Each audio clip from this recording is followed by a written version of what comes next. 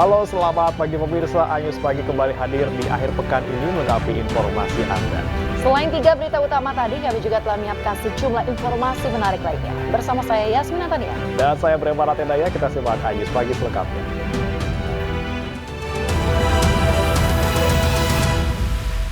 Pemirsa, sebuah truk trailer bermuatan gulungan kertas ludes terbakar di ruas jalan tol dalam kota Grogol Petamburan, Tambora, Jakarta Barat. Diduga kebakaran dipicu ban truk yang pecah.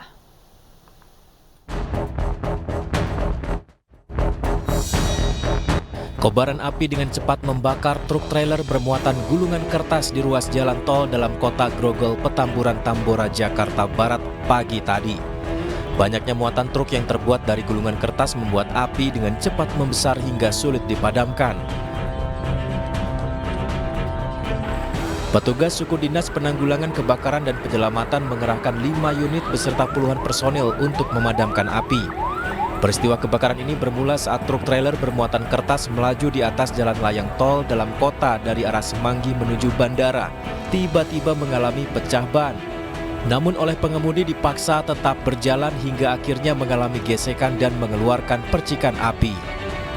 Supirnya itu ban pecah yang mobil tronton yang berisikan gulungan kertas, jadi dipaksakan jalan, dan terjadi gesekan panas dan menimbulkan api yang menyebabkan kebakaran di gulungan kertas itu sendiri. Tidak ada korban jiwa dalam peristiwa ini, namun atas insiden ini kerugian ditaksir mencapai ratusan juta rupiah. Selanjutnya, kasus kebakaran ini ditangani pihak kepolisian lalu lintas Polda Metro Jaya. Dari Jakarta, tim liputan iNews melaporkan. Kepolisian Resor Cimahi, Jawa Barat menggelar olah TKP untuk menyelidiki penyebab kecelakaan kereta api feeder Wush dengan satu mobil minibus yang terjadi pada Kamis sore lalu. Akibat kejadian ini, 5 orang meninggal dunia dan 1 lainnya menderita luka berat.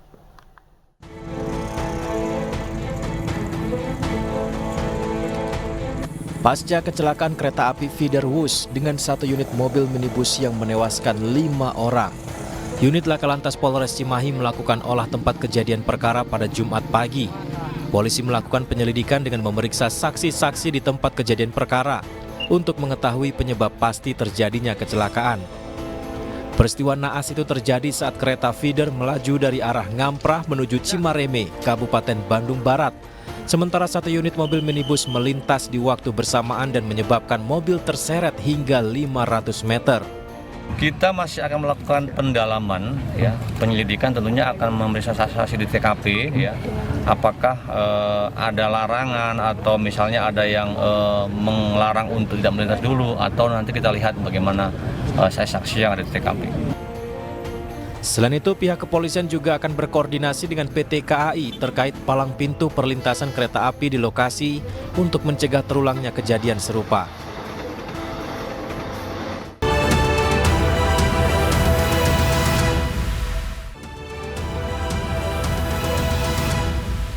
Kembali di iNews Pagi bersama saya Yasmin Natania dan rekan saya Brema Ratendaya. Pemirsa, atribut kampanye pasangan calon nomor urut 3 Ganjar Pranowo Mahfud MD hilang saat kunjungan Cawapres Mahfud MD ke Banten pada Rabu lalu. Tim pemenangan nasional Ganjar Mahfud mendesak Bawaslu untuk menyelidiki hilangnya atribut kampanye tersebut.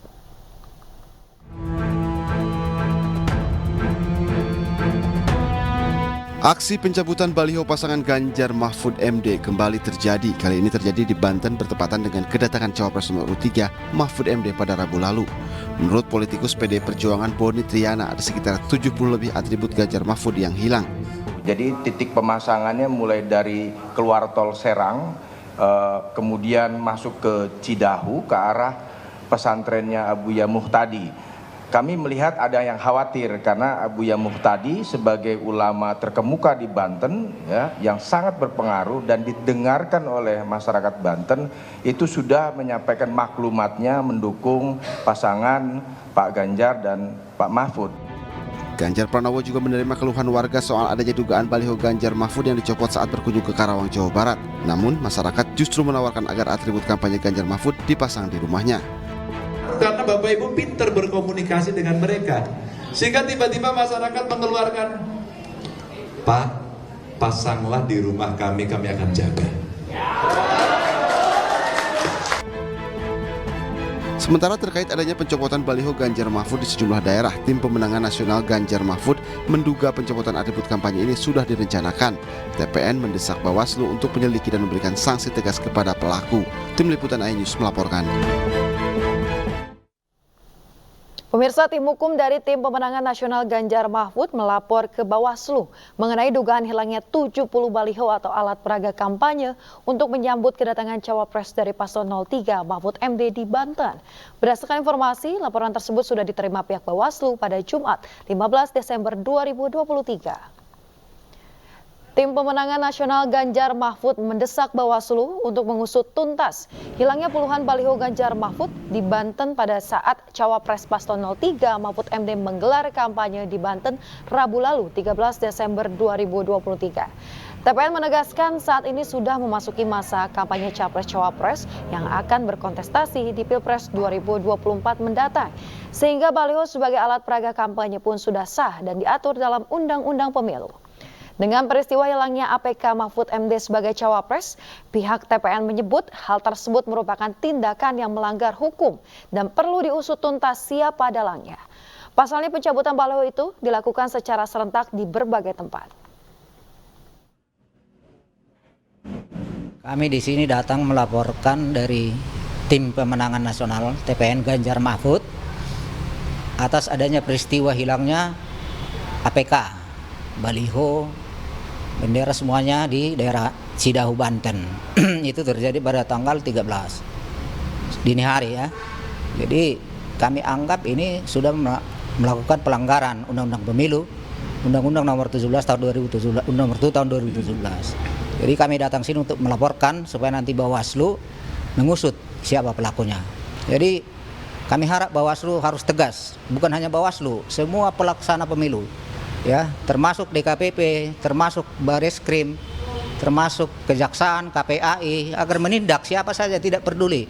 Harus tegas dan jelas untuk melawan siapa itu pelakunya. Begitu. Pemirsa, calon Presiden Partai Perindo nomor urut 3 Ganjar Pranowo bertemu dengan relawannya di Karawang, Jawa Barat pada Jumat kemarin. Para relawan menyampaikan sejumlah keluhan yang dialami kepada Ganjar Pranowo.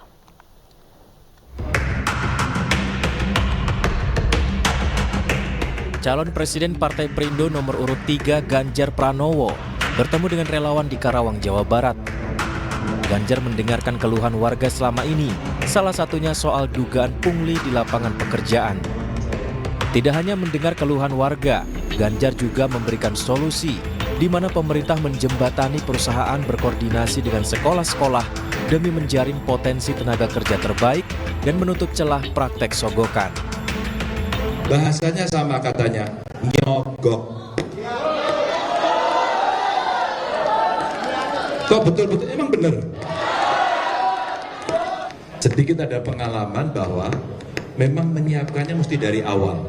Satu, membuat kebijakan, kedua ada sekolahnya, ketiga menggandengkan dengan perusahaan.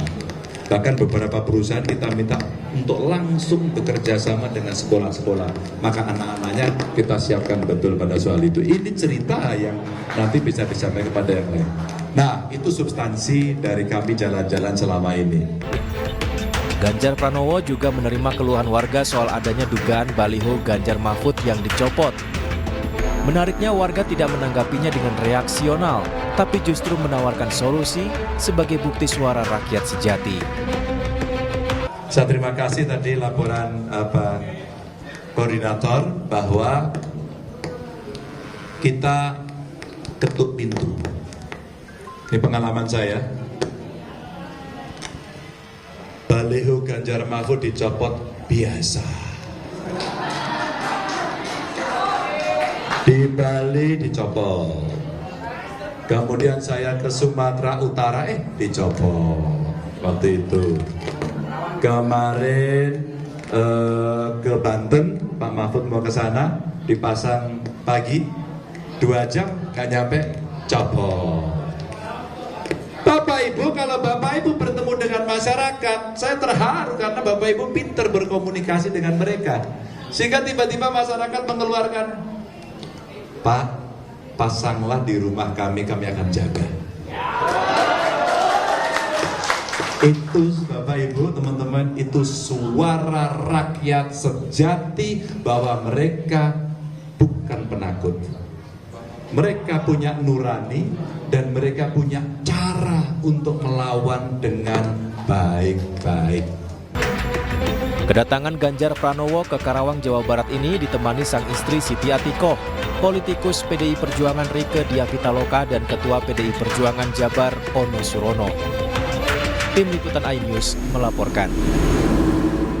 Pemirsa, calon presiden nomor urut 1 Anies Baswedan bertemu para penyandang disabilitas se-Jabodetabek di Bekasi, Jawa Barat. Anies berjanji akan melanjutkan program kartu penyandang disabilitas seperti yang pernah ia buat di Jakarta.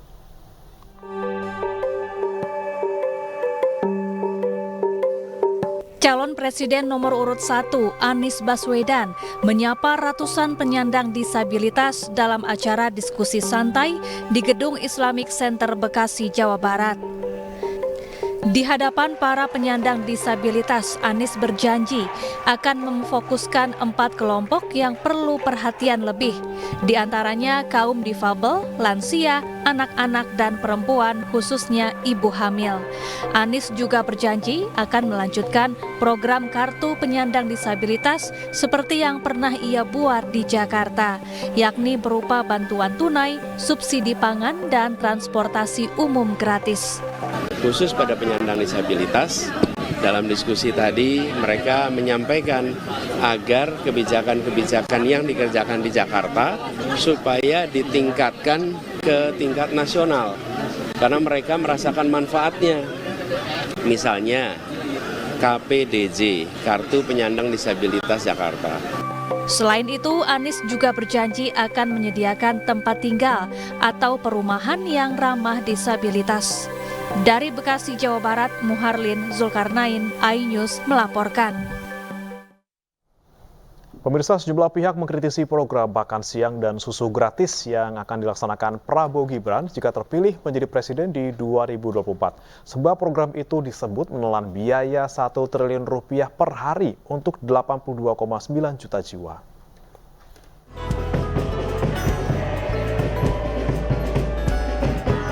Tim kampanye nasional TKN Prabowo Gibran menjelaskan mengenai program makan siang dan susu gratis yang akan dijalankan paslon nomor urut 2 jika terpilih menjadi presiden pada 2024. Program ini menyasar anak SD, SMP, dan SMA yang jumlahnya 44 juta jiwa, ditambah anak balita 30 juta, pesantren 5 juta, dan ibu hamil 3 juta jiwa.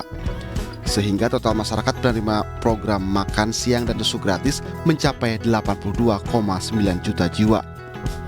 Untuk menjalankan program makan siang gratis membutuhkan biaya 1 triliun rupiah per hari atau sekitar 300 triliun rupiah per tahun. Anggaran fantastis untuk makan siang gratis mendapat kritikan dari sejumlah pihak, sebab penggunaan dana yang sangat besar akan mengorbankan anggaran untuk program dan sektor lainnya yang lebih prioritas. Sejumlah pihak menilai kebutuhan untuk infrastruktur pendidikan lebih dibutuhkan para siswa dibandingkan dengan makan siang yang tidak realistis. Program makan siang dan susu gratis serta bantuan gizi menjadi salah satu program andalan yang digagas Prabowo Gibran. Program tersebut menjadi salah satu dari 8 program hasil terbaik dan cepat yang dianggap akan memberikan dampak langsung kepada masyarakat dan dampak jangka panjang kepada negara. Tim Liputan iNews melaporkan. Demi menjaga kondusivitas selama pemilu, relawan Prabowo Gibran menginstruksikan jajarannya untuk menangkal berita hoaks yang marak beredar pasca debat Capres. Ya, pemirsa, relawan Pandawa 5 memastikan berada di garda terdepan untuk menangkal informasi negatif dan hoaks kepada pasangan Capres nomor urut 2 Prabowo Gibran. Hal itu jadi proyeksi utama dalam rapat konsolidasi bersama simpatisan relawan dan juga 9 parpol koalisi pendukung di Banjarmasin, Kalimantan Selatan. Selain bisa memancing keributan, dampak berita hoaks juga dapat memecah belah umat dan juga menodai demokrasi di tanah air. Relawan juga akan turun ke jalan memberikan edukasi ke masyarakat terkait bahaya berita hoaks. Ini sangat bisa memicu keributan dengan hoaks-hoaks ini nih. Mempecah belah umat, apalagi jangan sampai membawa sebuah ideologi-ideologi itu tidaklah. Sudahlah, kita ini satu bangsa. yang terbalut dalam sebuah negara Indonesia, NKRI itu udah harga mati. Seperti itu. Inilah pesta demokrasi, makanya Pak Prabowo selalu meminta kepada para pendukungnya kita sambut pesta demokrasi ini dengan gembira. Ribuan pendaftar kelompok penyelenggara pemungutan suara atau KPPS dari 6 desa menjalani pemeriksaan kesehatan di Puskesmas Semboro, Jember, Jawa Timur. Hal itu guna mengetahui kondisi kesehatan sebelum menjadi anggota KPPS.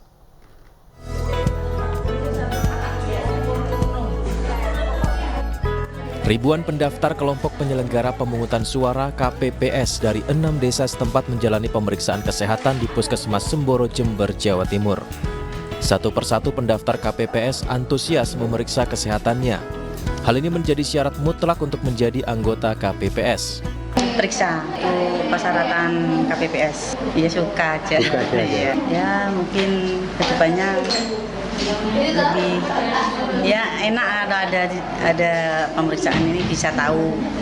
Setiap hari ada 5 petugas tenaga kesehatan yang dikhususkan melayani kebutuhan warga untuk memperoleh bukti telah melakukan tes kesehatan sebagai persyaratan calon anggota KPPS. Pemeriksaan bagi pendaftar untuk KPPS untuk pemilu tahun 2025. Yang didata kami ada sekitar kurang lebih 1.100. Ya, pemeriksaan tensi sama pemeriksaan darah itu aja. Mudah-mudahan yang daftar bisa sehat semua. Juga pemeriksaannya juga sehat semua dan bisa menjadi anggota KPPS untuk pilihan ke depan. Diharapkan dengan tes kesehatan ini seluruh peserta KPPS yang lolos dapat menjalankan tugasnya dengan lancar tanpa terganggu oleh penyakit tertentu. Pemirsa, para raja, ratu, dan tokoh adat di Indonesia yang berjejaring dalam dinasti Nusantara menggelar deklarasi dukungan untuk pasangan Capres-Cawapres Ganjar Pranowo Mahfud MD. Pemirsa, deklarasi dukungan berlangsung di Jalan Sriwijaya Pudia, Kecamatan Mataram, Kota Mataram, Nusa Tenggara Barat. Dukungan hadir setelah mereka menelik rekam jejak Ganjar Mahfud yang dinilai sangat peduli terhadap nilai-nilai adat dan kebudayaan Nusantara. Mereka optimis dapat mendulang 50% suara kemenangan Ganjar Mahfud dari masyarakat NTB. Usai deklarasi, mereka berkomitmen untuk memenangkan Ganjar Mahfud di Pilpres 2024 dengan cara-cara yang terhormat dan menjunjung tinggi prinsip-prinsip demokrasi. Ucapan dan tindakan itu satu. Pemirsa, jaringan ulama dan kiai Ahlus Sunnah wal Jamaah Indonesia wilayah Sumedang dan Subang menginisiasi halaqah kebangsaan di Pondok Pesantren Al-Hikamas Salafiyah Sumedang, Jawa Barat. Halaqah ini dilaksanakan sebagai ruang diskusi dan juga penyampaian aspirasi untuk menentukan pemimpin terbaik Indonesia di masa mendatang. Hasilnya, para ulama dan kiai sepakat mendukung paslon nomor urut 3 Ganjar Pranowo Mahfud MD agar menjadi presiden dan wakil presiden 2024. Ganjar Mahfud dinilai pasangan yang tepat, saling melengkapi antara nasionalis dan juga religius, serta sosok yang mampu membenahi sektor hukum.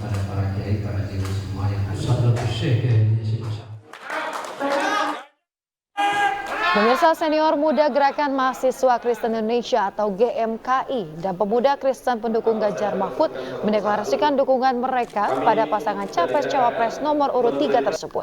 Deklarasi berlangsung di Gedung Juang 45, Menteng, Jakarta Pusat. Mereka berkomitmen untuk memenangkan Ganjar Mahfud dengan mengajak, membina, dan juga mempersiapkan pemuda-pemudi Kristen di 116 titik di Indonesia.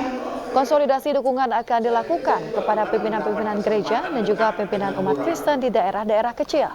Mereka menilai pasangan Ganjar Pranowo dan Mahfud MD sebagai figur egaliter dan juga pluralis. Yang pertama sebagai Ketua Dewan Pimpinan Daerah Medan, Sumatera Utara, menyatakan saya mau berjelasan kepada senior. Aksi sosial berupa bantuan sumur bor dan cek kesehatan gratis digelar relawan Ganjar Pranowo Mahfud MD di Provinsi Nusa Tenggara Barat. Selain kegiatan sosial, juga diadakan beragam pelatihan untuk meningkatkan pertumbuhan ekonomi masyarakat.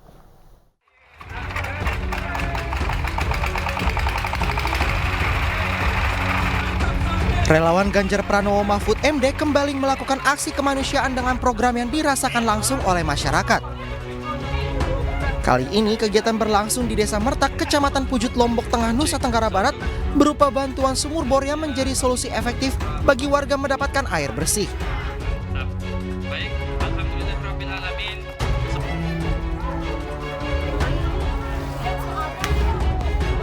Sementara di Lombok Timur, Nusa Tenggara Barat, relawan Ganjar Mahfud mengadakan pemeriksaan kesehatan secara gratis berupa pemeriksaan tensi, hemoglobin, cek darah, hingga pemberian obat. Kegiatan ini berlangsung di dua lokasi, yakni di Desa Pringgasela Selatan dan Desa Pengandangan.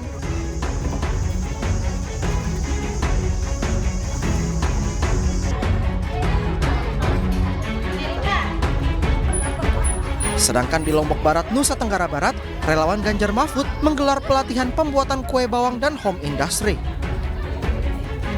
Pelatihan yang berlangsung di Desa Nyangget, Kecamatan Batu Layar, mengajak generasi muda terjun ke dunia usaha sejak dini, kreatif, dan meningkatkan pertumbuhan ekonomi masyarakat.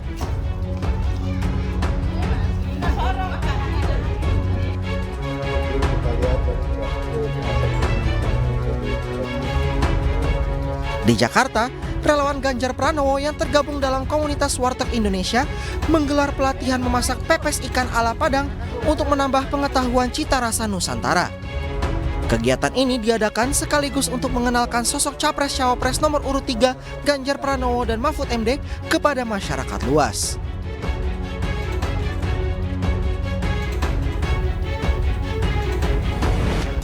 Dalam upaya memajukan peran wanita sebagai penggerak ekonomi keluarga, Gerakan Ekonomi Sandi Uno for Ganjar Temanggung, Jawa Tengah menggelar pelatihan kewirausahaan dengan fokus pada pembuatan cuci piring. Dalam kegiatan yang berlangsung di Balai Pertemuan Desa Karanggedong, Kecamatan Ngadirejo ini, masyarakat juga menyuarakan dukungan untuk pasangan Ganjar Mahfud dalam Pilpres 2024.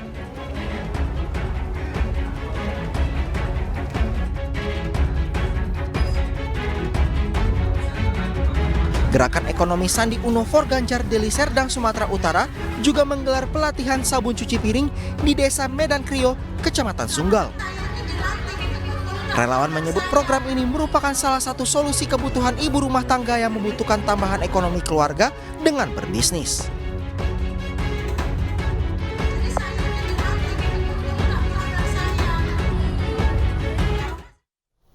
Pemirsa, Dewan Pimpinan Wilayah Sumatera Utara bersama Dewan Pimpinan Daerah Kepulauan Nias menggelar konsolidasi guna pemenangan Partai Perindo pada pemilu 2024 mendatang. BIMTEK juga digelar oleh Partai Perindo di Palembang guna meraih target suara 2 digit di semua tingkatan.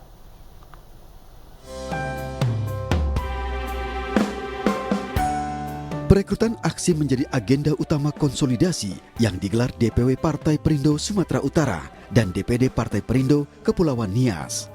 Memaksimalkan kerja calon legislatif dengan sistem tandem antara Bacalek DPRD Kabupaten Kota, Provinsi serta DPR RI juga dilakukan agar target ambang batas parlemen yakni 4% dapat tercapai.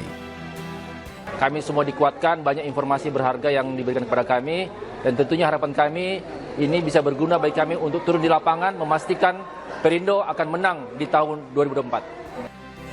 Sementara itu, Partai Perindo Sumatera Selatan bersinergi dengan KPU Provinsi Sumatera Selatan gelar BIMTEK Instruksi Saksi TPS untuk wilayah Sumatera Selatan di Palembang. Para saksi akan mendapat bekal terkait tugas dan fungsi dalam melakukan pengawasan serta mengawal penghitungan suara, sehingga data yang didapat akan akurat.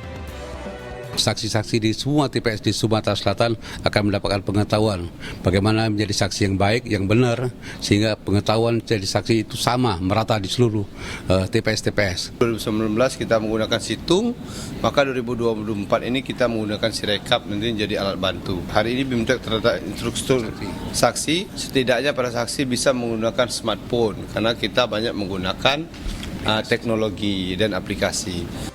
Pada pemilu 2024 mendatang, Partai Perindo menargetkan perolehan 2 digit kursi di seluruh tingkatan kabupaten kota, provinsi maupun DPR RI, serta memenangkan pasangan Capres dan Cawapres 2024 Ganjar Pranowo dan Mahfud MD. Tim Liputan iNews melaporkan. Pemirsa, MNC Sekuritas mendukung penuh acara The 9th National Investment Day yang digelar di Universitas Bunda Mulia, Jakarta Utara. Pengembangan pasar modal digital dan berkelanjutan menjadi fokus utama kegiatan yang digelar oleh program studi manajemen UBM ini.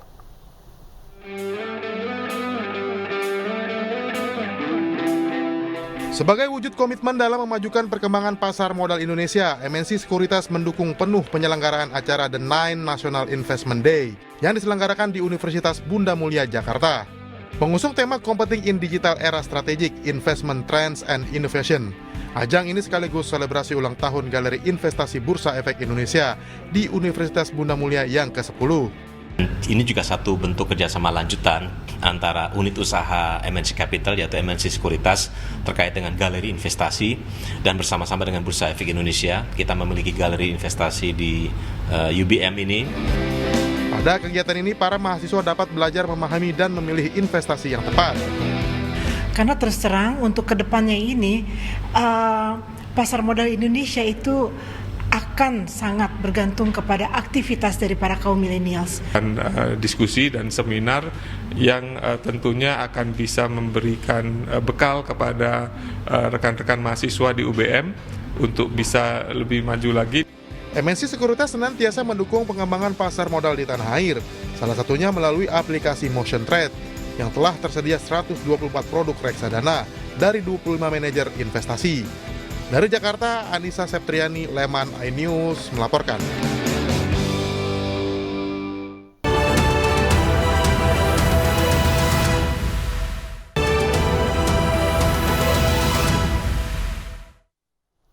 Anda masih di iNews Pagi bersama saya Brema Natenaya dan juga rekan saya Yasmina Tania pemirsa. Dan demikian tadi adalah berita pilihan dalam iNews Pagi hari ini. Kita ke informasi berikutnya. Belasan kios di pasar tradisional Pucang, Kabupaten Magelang, Jawa Tengah terbakar. Api padam 1 jam kemudian setelah mobil damkar dikerahkan ke lokasi.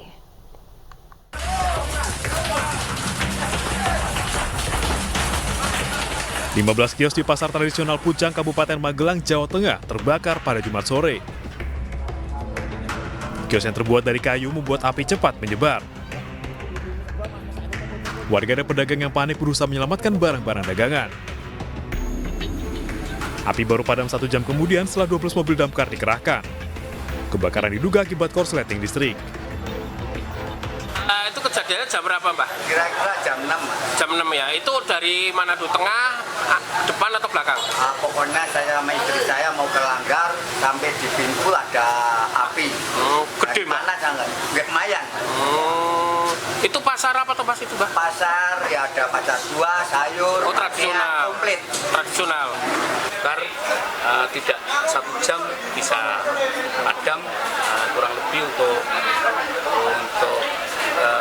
kerugian 10-15 kios. Itu disebabkan karena dugaan awal arus pendek, korsleting listrik. Tidak ada korban jiwa dalam peristiwa ini. Polresta Magelang menurunkan tim Inavis untuk memastikan penyebab kebakaran. Jumlah total kerugian masih dalam pendataan. Dari Magelang, Jawa Tengah, Puji Hartono, iNews melaporkan. Pemirsa, gara-gara berebut jadwal imam sholat masjid, sholat maghrib, 2 kelompok warga adu jotos di dalam sebuah masjid di kota Kediri, Jawa Timur. Akibatnya 3 warga luka-luka.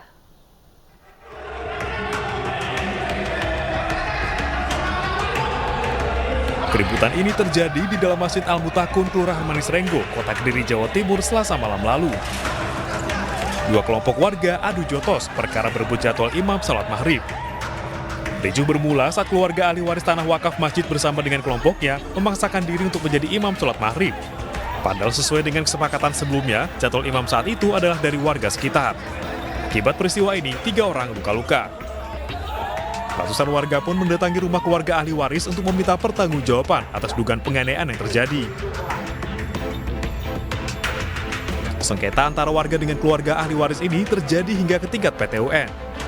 Selama sengketa, kedua pihak sepakat kepengurusan masjid untuk dikosongkan. Namun warga menyebut pihak ahli waris bersikukuh membentuk kepengurusan internal. Sebelum sholat, itu sudah melihat banyak orang di dalam masjid, tapi bukan orang desa Manis Renggo. Waktu saya sholat sunnah, setelah sholat sunnah itu sudah ada keramaian di pengimaman dan pemukulan di tengah masjid. Saya melerai, saya bawa keluar satu orang, ternyata di luar masjid diserambi banyak teman-temannya dan saya dicekik dan saya sudah tidak sadar. Terjadi karena ada pihak-pihak yang tidak terima untuk mengganti imam sholat maghrib. Nah, pada awalnya seperti itu, karena masjid ini masih dalam konflik dan itu pun dari pihak kita itu masih menunggu hasil keputusan dari BWI. Polisi terus berjaga di masjid untuk mengantisipasi keributan. Mediasi terus dilakukan polisi agar kedua pihak menemukan jalan keluar. Dari Kota Kediri, Jawa Timur, Afnan Subagio, iNews melaporkan. Pengadilan Negeri Jakarta Selatan menggelar sidang di tempat dalam perkara sengketa lahan di kawasan Pasar Minggu, Jakarta Selatan. Pemilik ruko menggelar aksi unjuk rasa memprotes dan mencari keadilan dalam kasusnya tersebut. Hakim Tunggal Pengadilan Negeri Jakarta Selatan menggelar sidang fisik atau di tempat perkara Jumat pagi di kawasan Ruko Pasar Minggu, Jakarta Selatan. Sejumlah spanduk dibentang pemilik lahan sebagai protes terhadap kasusnya yang tak kunjung selesai. Mereka meminta keadilan kepada penegak hukum untuk menyelesaikan permasalahan ini. Kuasa hukum termohon mengatakan kasus ini bermula dari adanya jual beli ruko. Pada saat proses penjualan, termohon tidak terima uang penjualan, namun pemohon langsung mengakui sebagai pemilik, sementara sertifikatnya masih atas nama kliennya. Sidang akan dilanjutkan pada tanggal 20 Desember di Pengadilan Negeri Jakarta Selatan dengan agenda pemeriksaan barang bukti dan saksi-saksi. Nah, diakui untuk pembayaran ini.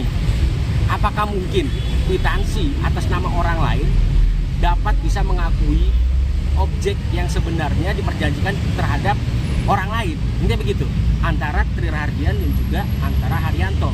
Tapi yang membayar adalah Heru Kesuwarno yang tidak ada hubungannya dan tidak ada kuasa untuk menjual. Dari saksi ahli kita sudah menyatakan bahwa kwitansi itu salah alamat. Gitu loh.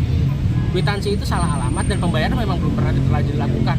Dan juga dari notarisnya, notaris sudah dihukum karena dia membuat keterangan palsu dan surat palsu. Berebut pacar, dua pelajar di Sukabumi, Jawa Barat saling tantang duel hingga berujung pembacokan. Akibat kejadian tersebut, seorang pelajar menderita luka di sejumlah bagian tubuhnya. Usai kejadian, pelaku diamankan pihak kepolisian di rumahnya.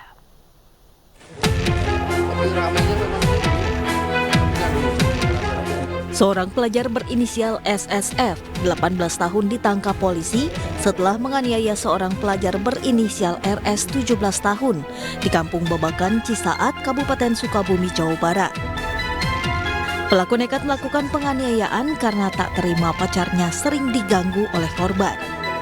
Motif pelaku, kenapa sampai terjadi perkelahian ini, masalahnya yaitu merasa kesal terhadap korban karena merasa pacarnya diganggu oleh korban. Diketahui sebelum melakukan aksinya, pelaku dan korban janjian melalui media sosial. Kemudian saat bertemu, keduanya lantas berduel dengan menggunakan senjata tajam. Akibatnya korban menderita luka di bagian tubuhnya. Usai kejadian, pelaku diamankan pihak kepolisian di rumahnya. Selain pelaku, polisi juga menyita sejumlah barang bukti berupa senjata tajam, telepon seluler, dan sepeda motor. Akibat perbuatannya, pelaku dijerat pasal 80 Undang-Undang Perlindungan Anak dengan ancaman hukuman paling lama 5 tahun penjara. Dari Sukabumi, Jawa Barat, Budi Setiawan, iNews melaporkan. 1 dari 3 komplotan residivis kasus curanmor yang telah berulang kali beraksi ini dihadiahi timah panas Reskrim Polsek Pesanggerahan, Jakarta Selatan saat mencoba melarikan diri. Selain menangkap para pelaku, polisi juga mengamankan belasan motor hasil curian.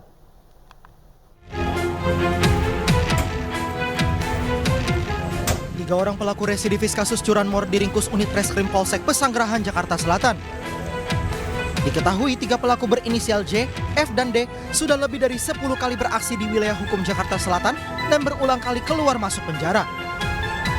Ketiganya diringkus dari 3 lokasi berbeda, yaitu di Kreo Ciledug, Kota Tangerang, dan Pesanggerahan, Jakarta Selatan.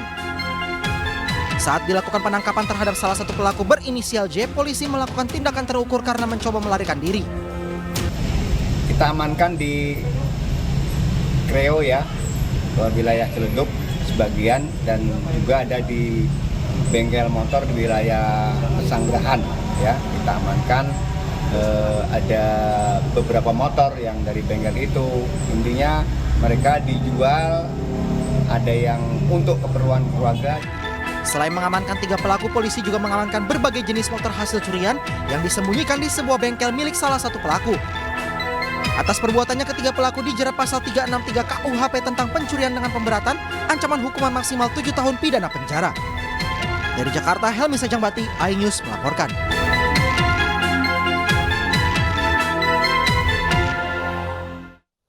Pemirsa, penjaga kambing yang ditetapkan tersangka karena melawan maling akhirnya bebas bersyarat pada hari Kamis. Sementara menurut polisi, pihaknya menetapkan Muhyani jadi tersangka karena saat itu Muhyani tidak terdesak.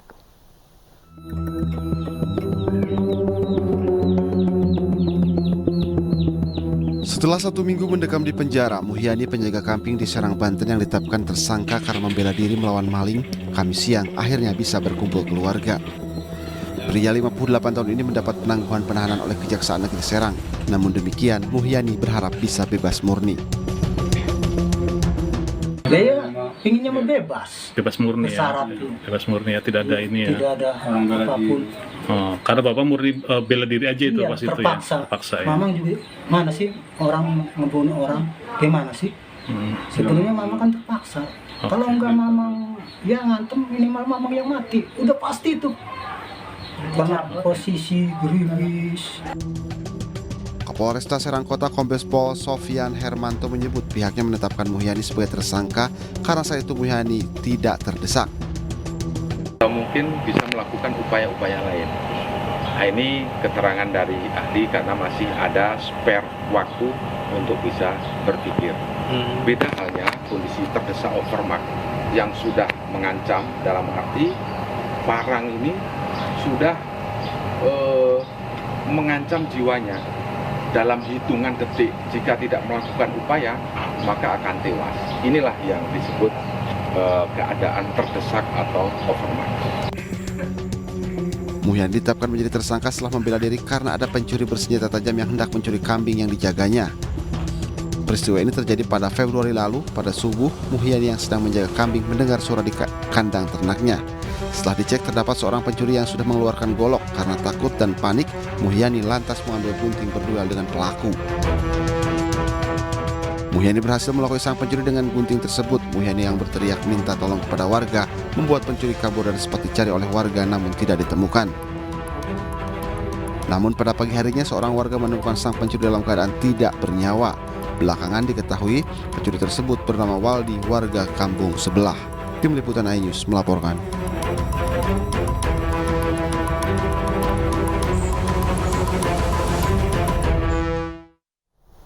Informasi lainnya pemirsa, atlet voli nasional Hernanda Zulfi resmi menyandang pangkat perwira polisi setelah menyelesaikan masa studi Sekolah Inspektur Polisi Sumber Sarjana atau SIPSS Polri. Hernanda mendapatkan golden ticket untuk masuk SIPSS selain telah memiliki gelar sarjana dari sebuah perguruan tinggi di Surabaya, juga berprestasi di bidang olahraga.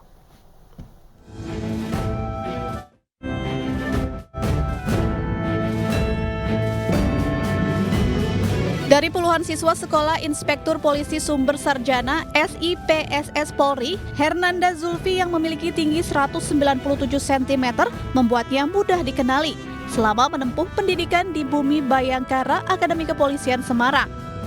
Hernanda yang lahir di Batam 27 Januari 1997 ini merupakan atlet bola voli tim Bayangkara. Dirinya mendapat golden ticket menjadi siswa SIPSS Polri setelah berhasil membawa tim Bayangkara menjadi runner-up dalam kejuaraan ASEAN Volleyball Championship. Di mana saya yang sebagai atlet sedang berusaha beradaptasi dengan kehidupan di Lemdiklat ini, di pendidikan SIPSS ini sedang berusaha beradaptasi karena sebelumnya di dunia atlet itu berbeda, di mana kita di sini kan harus sangat ekstra disiplin dalam berbagai hal di kehidupan kita sehari-hari. Hernanda mengaku bersyukur bisa berbakti dan membanggakan orang tua melalui prestasi olahraga, serta kini menjadi perwira polisi. Apalagi Hernanda yang mendapat julukan monster blocker itu merupakan tulang punggung bagi ibu dan 2 adik perempuannya. Senang udah pasti, bangga sudah pasti, tapi saya sangat bersyukur atas izin Allah Subhanahu wa Ta'ala, Nanda bisa jadi seorang polisi. Hernanda Zulfi merupakan satu dari 57 siswa SIPSS Polri gelombang 2 tahun anggaran 2023 yang kini resmi menyandang pangkat Inspektur Polisi tingkat 2 atau IPDA. Mereka telah menyelesaikan ketatnya pendidikan polisi selama 4,5 bulan di kampus Akpol Semarang. Dari Semarang, Jawa Tengah, Tim Liputan iNews melaporkan. Kembali ke tanah air pemirsa, PT Pos Indonesia melalui kantor Pos Kota Malang, Jawa Timur menyalurkan BLT El Nino kepada ratusan warga keluarga penerima manfaat. Bantuan ini diberikan pemerintah untuk mendongkrak daya beli masyarakat di tengah kenaikan harga akibat perubahan iklim.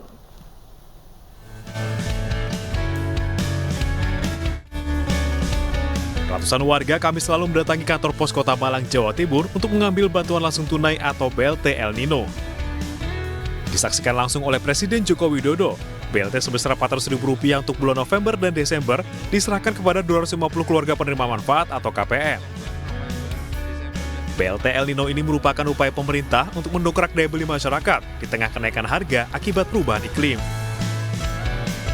Memang salah satu kelebihan dari kita dalam penyaluran bantuan ini adalah kita menyiapkan dashboard untuk pihak-pihak yang berkepentingan, salah satunya Kemensos yang real time ya. Jadi setiap penyaluran kita bisa mengetahui secara langsung progresnya seperti apa. Jadi misalnya yang hari ini sudah kita bayarkan tadi 250 penerima, itu langsung terupdate ke dashboard kita.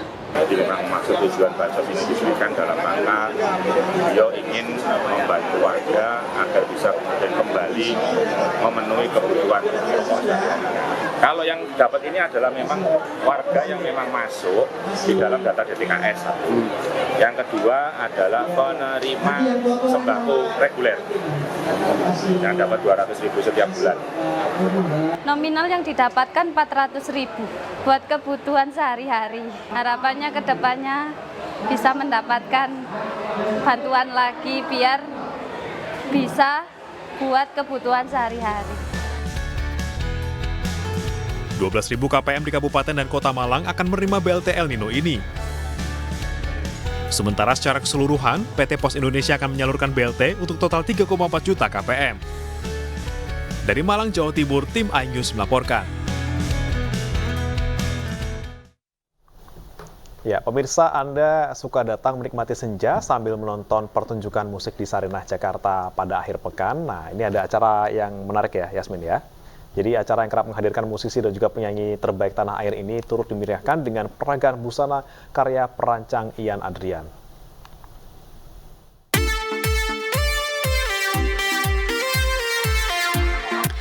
Konser Musik Zone by OK Zone Radio dan Selebritis Radio di Anjungan Sarinah Jumat pekan ini dimeriahkan dengan penampilan penyanyi Tiwi dan Sheryl Xenopia. Acara ini juga diwarnai dengan hadirnya pameran motor matic terobosan terbaru dari Yamaha, yakni Yamaha Fazio Hybrid Connected dan Yamaha Grand Filano Hybrid Connected. Skuter matic bergaya retro berbasis sistem hybrid ini sangat cocok buat anak muda yang ingin bersepeda motor dengan stylish namun tetap ekonomis. Acara musik yang dipadati anak muda ini membuat Yamaha Filano dan juga Yamaha Fazio menjadi pusat perhatian karena memiliki model yang trendy. Tak hanya itu saja, parade model-model cantik mengenakan busana hasil karya perancang Ian Adrian berlenggak-lenggok di antara motor skuter kekinian semakin memeriahkan suasana.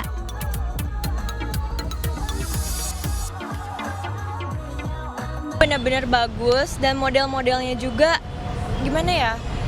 Terlalu Gen Z banget deh. Jadinya masuk ke hati-hati yang milenial seperti aku dan teman-teman di rumah dan di sosmed. Relate banget dong, karena gimana ya? Gen Z tuh biasanya suka banget yang warna-warnanya lucu-lucu, modelnya juga lucu-lucu dan pastinya tuh kalau di foto Instagramable banget gitu. banget, meriah, wah super duper. Aku lihatnya tuh bawaannya happy, sampai buat aku pun happy, jadi bawaannya pengen joget aja gitu. Oh, relate banget. Ini tuh bener-bener bagus banget, sumpah. Beda dari model-model motor yang pada umumnya, yang biasanya. Warnanya pun cerah, aku pun suka. Jadi kesannya warna anak muda banget, modelnya pun anak muda banget. Nah, bagi Anda yang tertarik memiliki skuter Matic terbaru, bisa juga langsung datang ke dealer Yamaha terdekat. Dari Jakarta, Nur Aryadin, iNews melaporkan. Classic, fashionable, trendy.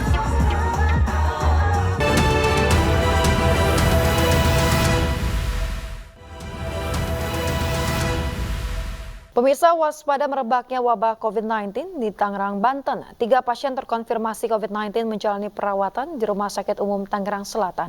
Untuk menekan penyebaran virus, pihak RSU Tangsel mewajibkan kembali penggunaan masker di lingkungan rumah sakit.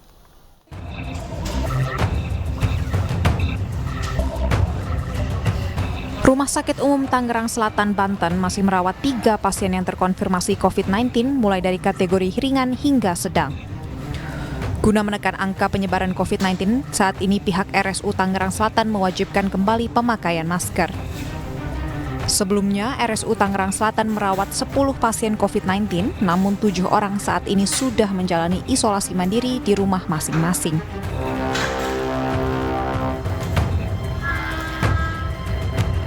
Gejalanya bervariatif, tetapi itu dengan ada komorbidnya masing-masing.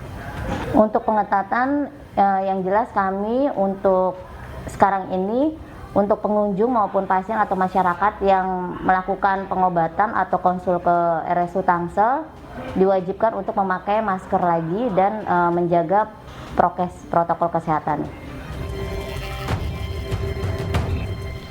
Rumah Sakit Umum Tangerang Selatan juga telah menambah ruang transit, ruang rawat inap isolasi dan juga tenaga medis untuk pelayanan khusus pasien COVID-19 guna mengantisipasi lonjakan wabah COVID. Dari Tangerang Selatan, Banten, Nunung Purnomo, iNews melaporkan.